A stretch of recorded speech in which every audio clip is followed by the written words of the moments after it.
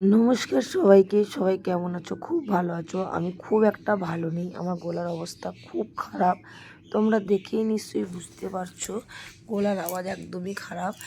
আর এই যে ভিডিওটা দেখতে পাচ্ছ এটা কিন্তু পাক্কা ৩ দিনের ভিডিও নিয়ে একটা ভিডিও করেছি। কারণ হচ্ছে ৩ দিনের ছবি একটু একটু করে কেটে তাই দেখালাম। কেন আমি টাইম পাচ্ছি না একদমই। যে মানে আগের বছর তাও একটু টাইম পেয়েছিলাম, এবছর আমি টাইম পাচ্ছি না। কেন? দোকানদারিতে তো ভিড় আছে, রাত 12টার সময় এসে আর এডিট করতে ইচ্ছা করে না, আর কাটিং করতে ইচ্ছা করে না। ২ নম্বর কথা হচ্ছে আমি খুব অসুস্থ, পেটের ভিতরে ইনফেকশান হয়েছে। আর গলায় তো তোমরা জানো, এই যে গলার আওয়াজ শুনেই বুঝতে পারছো খাদ্যনালীর পাশে দুটো মাংস বেড়ে আছে। আমাকে অপারেশন করতে বলেছিল, আমি কিন্তু করিনি। সেই কারণে খুব অসুস্থ। সেই অবস্থায় কিন্তু গলায় মানে কি বলো তো, কী আর বলবো, রুমাল চাপিয়ে দোকানদারি করছি, মানে এইরকমই ব্যাপার। খুব কষ্ট হচ্ছে, কিন্তু এই অবস্থায় ঘরে এখন শুয়ে থাকলে হবে না। কারণ হচ্ছে যেহেতু আমাদের এই কটা দিন ব্যবসা, আর হয়তো 4টে দিন, তারপরে হয়তো না। এবার দেখো সারা বছর আমরা অপেক্ষা করে থাকি এই পুজোর জন্য, যদি কী হবে, মানে বেচাকেনা হবে না হবে। হয়তো অন্য বারের তুলনায় এবছর একটু কম বেচাকেনা হচ্ছে, মানে চারদিকে টোলাডুবি বিভিন্ন জায়গার জিনিসের জন্য।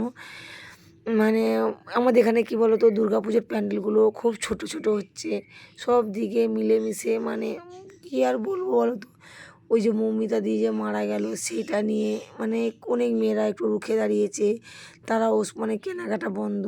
তারপরে আমাদের এখানে ট্রলার ডুবিয়ে কত ট্রলার মানে কত লোক মারা গেছে। এই মিলেমিশে একদমই বাজার অবস্থা খুব খারাপ। তাও কাস্টমার হচ্ছে, মিথ্যাটা বলবো না, ভালোই হচ্ছে।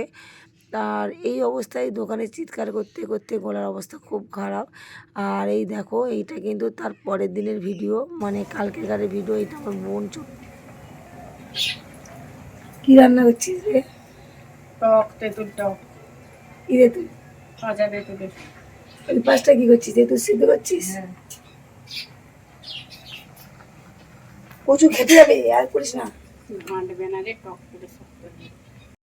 আমি অসুস্থ কারণে আমার মা তো এসে রান্না করছে। আর আমার বোন, ওর নাম হচ্ছে প্রতিমা, ওরও একটা ফেসবুকে আইডি আছে, তোমাদেরকে অবশ্যই আমি জানিয়ে দেবো। একদম ছোট নতুন করছে, ও পারে না, ঠিক আছে তা। আর একটা কথা বলি শোনো, আমাদের দোকানে 15 জনই এখন খাচ্ছি, তাই মা একটু হেল্প করে দিচ্ছে, আর আমিও মার সঙ্গে সঙ্গে একটু একটু করছি। এটা কিন্তু 3 দিনের ভিডিও। এটা হচ্ছে কালকেকারের ভিডিও, মানে পরশুদিন একটু, কালকের একটু, মানে একটু একটু করে কেটে চটকে নিয়ে ফাস্ট করে দিয়েছি। তোমরা যদি আমাকে অল্প হলেও ভালোবেসে থাকো, ওই দেখো তোমাদেরকে গলাটা দেখাচ্ছি, গলাটা কিন্তু ফুলে আছে, দেখো তোমরা দেখলেই বুঝতে পারবে, মুখ থেকে গলা পুরো ফুলে আছে।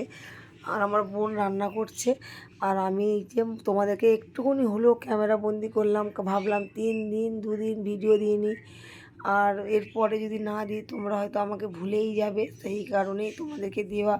আর 2-3 দিনের ভিডিও নিয়ে একটা ব্লগ বানানো। আর তোমাদের যদি মানে বুঝতে ভুল হয় অবশ্যই আমাকে কমেন্টে জানিও, আমি কিন্তু জানিয়ে দেবো।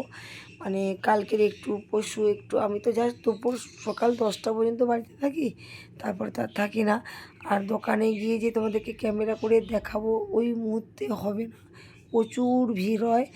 আর অনেক কষ্টে ফোনটা কিনেছি, ফোনটা যদি চুরি হয়ে যায় সব শেষ। মা অনেক কিছুই রান্না করছে, মা প্রত্যেক দিন 15 জনের রান্না করছে। আজকে রান্না করছে চিংড়ি দিয়ে কী বলে চিচিঙ্গা আলুর তরকারি, আর এই যে রুই মাছের ঝোল। আর আমার বোন করছে তেঁতুলের টক। ওরা বেশ রান্না খুব সুন্দর করে, মেদিনীপুরের লোক বলে কথা, তার জন্য। আমি কি করলাম বলো তো, কালকে যেহেতু রবিবার গেছে, আর আমার মেয়ে বায়না করছে চুল কাটতে যাবে, কারণ হচ্ছে ও কালকে ছাড়া আর টাইম পাবে না।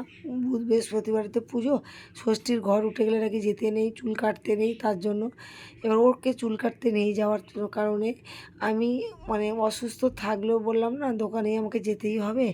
এবার আমি একটু প্লাক করে নিলাম, ওই প্লাকটাই করি, আর কিছুই করি না। তোমরা তো কোনো দিন দেখতে পাবে না যে আমি সাজি। আর আমার মেয়ে দেখো চুলটা কেটে কী করছে, ওকে বলো না। ও যখনই যায় ছবি দেওয়া থাকে যে এরকম চুল আছে ওরকম, ও সবসময় চিন্তাধারা করে বড়দের মতো চুল কাটবো। আর প্রত্যেকবারে কাঁদতে কাঁদতে আসে, এবার ওর মনের মতন পূরণ হচ্ছে বলে কীরকম হাসি দেখো। আর ভিডিওটা কেমন লাগছে অবশ্যই জানিও। গলাটার অবস্থা খুব খারাপ, তোমরা যদি ভালোবেসে আমার পাশে থেকো আর এইভাবে সাপোর্ট করো, আমি জানি তোমরা আমার পাশে আছো আর আমাকে এইভাবে সাপোর্ট করে যাবে সারা জীবন। আমিও তোমাদের পাশে আছি। ভালো থেকো, সুস্থ থেকো।